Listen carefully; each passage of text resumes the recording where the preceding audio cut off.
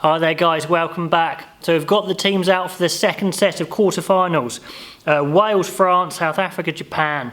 Now, yes, I haven't had time to do a preview on South Africa, Japan, so I'm going to take this chance to do that. As a YouTuber, you don't often have the time to do all the videos you want to do, so I'm going to try and make up for it here. So let's have a look at Wales, France teams quickly first. And the thing to see for Wales is there's not much to see, and that's a positive. Wales is a very settled side. This was exactly the team that I'd picked in my preview video, literally to a man. A few changes on the bench. Reece Carey coming in, their prop at loosehead prop, and he's a very explosive big lad, so that's a good call. I did have Shingler down instead of Beard. I'm not convinced with Beard at this level, but that's by the by really. But everyone else is as is. Wyn Jones is in there. I think his scrummaging's been very strong. Ball and Alan Wyn Jones, clearly a second row favourite. I'd gone for Wainwright, Tipuricket and Nvidi instead of Moriarty, and Gatland's agreed. I think they're the class acts, with Moriarty adding impact off the bench. I don't think he's happy with being dropped, but I think that is correct. Gareth Davis, been very impressed with him. And Welsh fans will be incredibly happy that Dan Biggar is okay. Some controversy on, some return to play protocols, but that's for another day. He's fine to play, and then you can have Patchell on the bench. You've got the class in the back line, Jonathan Davis, back three have been playing great with Liam Williams. It's looking good. They're settled, they're pretty much unchanged. They will feel battle hardened and ready for this challenge. France is as we would expect, actually. No crazy changes.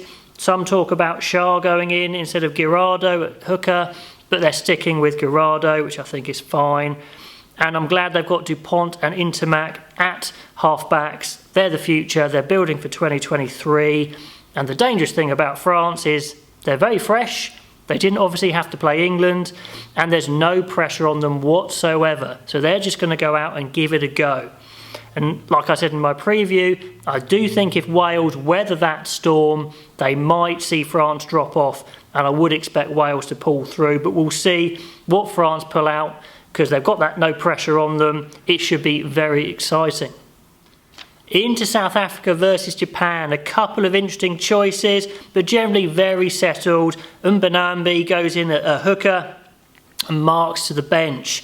Now, Marks is a very well thought of hooker. Has he been on top form? Maybe not. Mbonambi's been very, very good, so I think that's fine. And what an impact off the bench Marks will bring. And we'll come to the South African bench, because that's where the story really is. You've got all your normal big lads in there: Etzebeth, Khaleesi, Toy, Vermeulen, for sure. So that big, powerful pack with De Jager there as the line-out king.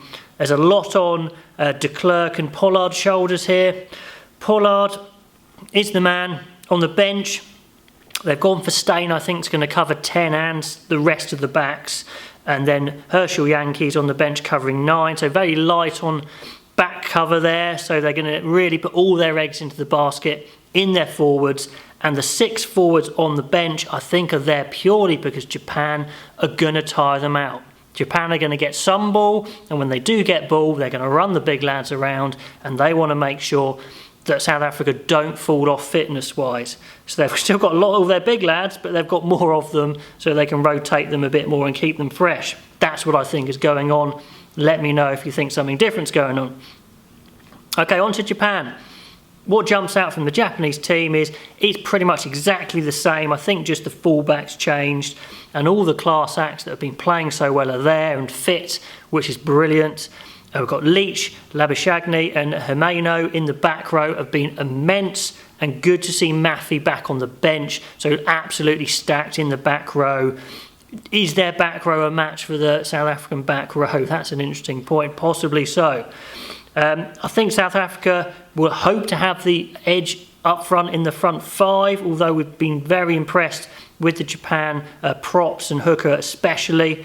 But maybe second row they should have quite a big, edge really, especially where they've got Snyman and Mostert on the bench. They've got all their big gun second rows there. So they'll look to do a number on them there, possibly power-wise, in the second row. Into the backs, you've got all the star names. Lafayette at 13 has been unbelievable. I think he's probably better than Am for South Africa, actually. And their flying wingers, Fukuoka and Matsushima, brilliant. And we've got their other flying winger, Lemeki, back as well on the bench.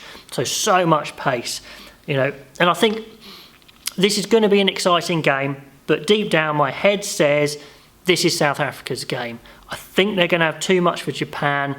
Sure, Japan beat them last time and Japan are better now, but South Africa are going to be so prepared for them. They're going to not underestimate them at all, and I just think they're going to have too much power for them. One thing is, South Africa do like to play a kicking game, and are they going to rein that back in for this game? My suggestion is South Africa should try and keep a bit more ball in hand. Essentially, just don't give this Japanese so much chance to get into their attacking flow. Because when Japan get into their attacking shape, they have been absolutely scintillating. Just working tries from pure excellence of execution in that attack. So I would say for South Africa to run the ball a little bit more, kick it a bit less, but let me know what you guys think. If Japan did win, it would be the greatest World Cup win ever, surely, ever. You know, I'm saying South Africa by 7 or more points, and I just do not think Japan have got that one more game in them. If I'm wrong, I'm so happy to be wrong, but I just can't see it. South Africa, to me, look fresh. They look primed. Japan have battle hardened. They've had absolute epic matches. Could this be one step too far? I hope if they do lose, they go down in glory because they deserve it. But so excited for this match. Anyway, guys, let me know what you think on both quarter-final teams and your predictions for the South Africa-Japan match. And until after these games, I will see you then.